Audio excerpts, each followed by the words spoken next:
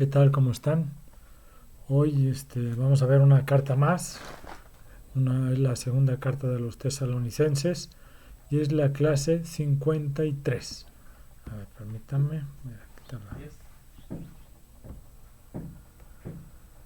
Ok, ahí está la primera diapositiva. Y vamos ahí, panorama bíblico, clase 53. Es la segunda carta a los tesalonicenses. O sea, con mis apuntes. ¿Dónde está? Aquí está. Aquí está. Ok.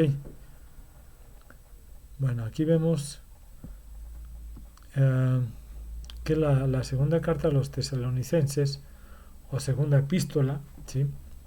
Se presenta un paralelismo, o sea, es una continuación, digamos, bastante, se une mucho, digamos, con la primera carta, ¿no?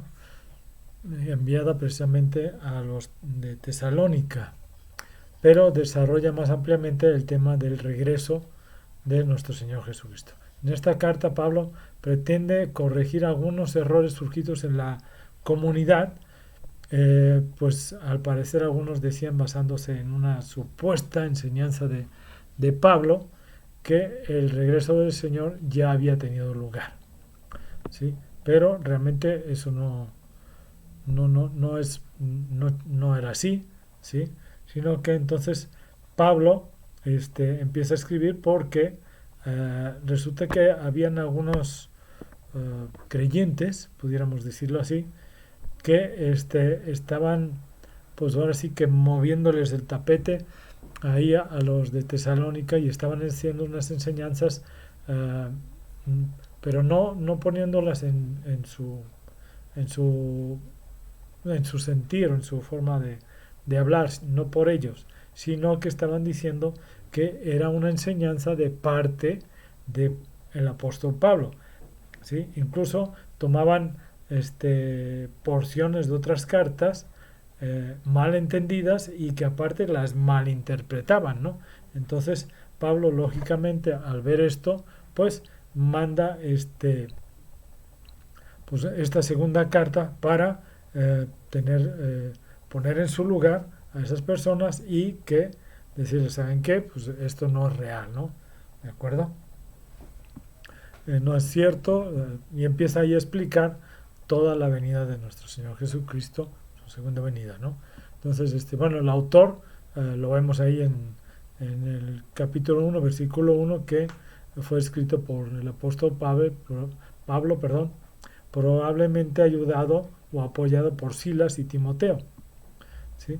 La fecha de, de la escritura de segunda de Tesalonicenses eh, fue aproximadamente entre el año 50 y 52 después de Cristo, ¿sí? La iglesia de Tesalónica aún tenía algunos malentendidos acerca del día del Señor, ¿sí? Ellos pensaban que ya había acontecido debido a estas personas que estaban llevando estas enseñanzas, ¿sí? Así que dejaron de trabajar, tan solo así, ya, dejaron de trabajar. Ellos estaban siendo gravemente perseguidos y pues vemos como Pablo les dice, ¿no? Vosotros que sois atribulados, en el 1.7, y también les hace mención de que todas vuestras persecuciones y tribulaciones que soportáis, ¿no? En el 1.4 y 1.7. Entonces, la carta comienza con una introducción en la que se, perdón, eh, como saludo, digamos un saludo, ¿sí? Que es en el capítulo 1, versículo 1 y 2, ¿sí? Siguiendo de una acción de gracias a Dios y una petición por los cristianos de Tesalónica, o sea, orando por ellos, ¿sí? Capítulo 1, versículo del 3 al 12, ¿sí? En la parte central toca precisamente lo que es el tema del regreso del Señor, de su segunda venida, ¿sí? Ahí esto lo vemos desde el capítulo 2, versículo 1 al 12, ¿sí? Ahí podemos ver cómo les comenta, ¿no? Que el misterio de la iniquidad ya está actuando en el mundo, en el 2:7, este, que Satanás, el adversario, ¿no? Que es por obra de Satanás, hace mención ahí también, del capítulo 2 versículo 9, este, que el día llegará a ser plenamente manifestado o visto, ¿no? Pero el Señor lo destruirá precisamente a Satanás, ¿no? Cuando traiga su juicio y su victoria, todos los que nos creyeron a la verdad, sino que se complacieron en la injusticia, ¿sí? Serán castigados. Justicia y victoria. Al capítulo 2, versículo 12. ¿De acuerdo? Entonces, y a continuación, bueno, vemos, se enseña, a ver, perdón, me falta aquí, ahí está, ¿sí? Ahí estamos. Versículo 2, ahí, perdón, en el 2, o más bien la segunda, la consecuente, o sea, está la- el mensaje central, posteriormente viene una enseñanza, las cuales son la actitud que deben de tener los cristianos, ¿sí? En el capítulo 2, versículo 3 al 17, se piden oraciones por Pablo y sus colaboradores en el capítulo 3, versículo 1 a 5, y finalmente pues se pone a la comunidad, ¿sí? En guardia y firme, ¿sí? Contra algunos que llevan una vida indisciplinada y ociosa, o sea, los que no estaban trabajando y que se negaban a trabajar porque el Señor ya venía, ¿no? ¿Sí? Basándose, según parece, en falsas ideas sobre la venida del Señor. Ahí en el capítulo 3, versículo del 6 al 15. ¿Sí? Y se termina en una breve despedida del capítulo 3 del 16 al 18. ¿Sí? Entonces vemos cómo está compuesta más o menos esta narrativa de la carta, ¿sí?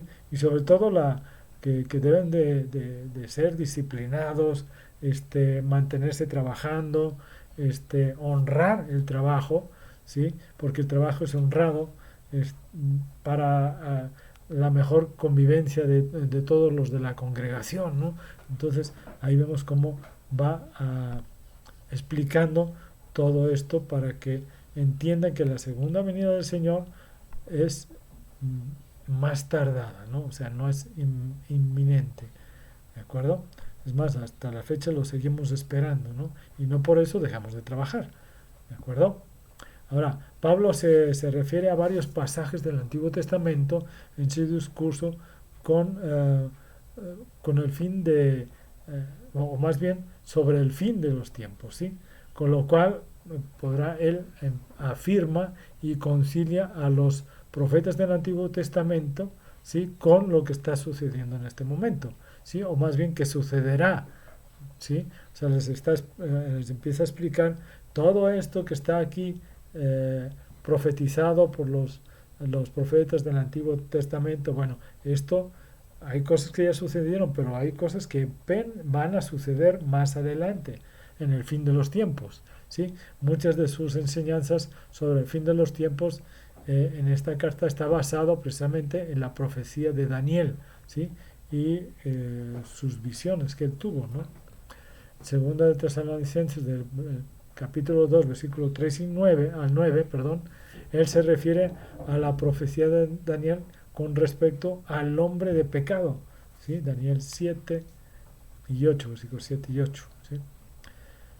Entonces, la segunda carta vemos que está realmente pues llena con información que explica el final de los tiempos, ¿sí? Nos exhorta a no estar ociosos y a trabajar por lo que tenemos, ¿sí? Hay tiempos en el cual Dios nos ha permitido, ¿sí?, que estemos ahorita en este momento, por ejemplo, en el cual tuvimos una pandemia, seguimos en una pandemia, ¿sí?, y que nos pide que sigamos impartiendo la palabra, hablando de Dios, llevando la palabra a las personas que no tienen esa palabra, y hay personas que están en un estado en el cual necesitan esa ayuda, esa convicción de que hay alguien que está con ellos todo el tiempo y que puede ayudar a sacarlos de la situación en que se encuentran, si ellos tienen la fe para creer en alguien y saber que el día de mañana ellos no van a perecer, sino que van a tener una vida eterna. Es una esperanza que levanta al caído y que le da la fortaleza para salir adelante, tener esa esperanza de amor y esa esperanza de que hay algo más que le está esperando, ¿sí? Entonces, hay también algunas grandes oraciones en este libro, las oraciones que se piden, que se hacen por los tesalonicenses, las oraciones que se piden hacia los pastores, hacia los colaboradores, ¿sí?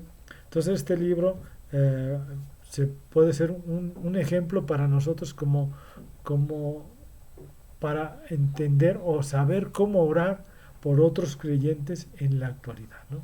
O sea, recuerden que sí está ahí en Tesalonicenses en el 52, pero vemos que sigue estando vigente hasta nuestras fechas, ¿sí?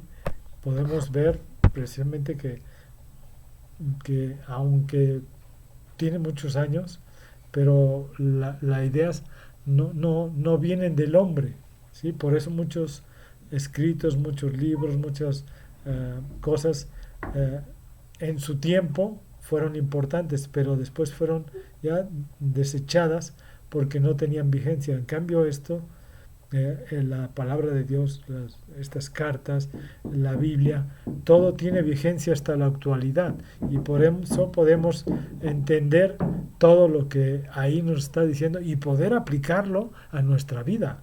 No solo entender, sino poderlo aplicar a nuestras vidas, y eso nos va a ayudar a seguir adelante y entender que tenemos un futuro, y un futuro lleno de amor y lleno de esa vida eterna que vamos a tener con nuestro Señor Jesucristo, y que vamos a poder reinar con Él en su segunda venida de Cristo, cuando Él venga a este mundo para reinar por segunda vez. Que Dios los bendiga y los cuide mucho. Hasta luego. Bendiciones a todos.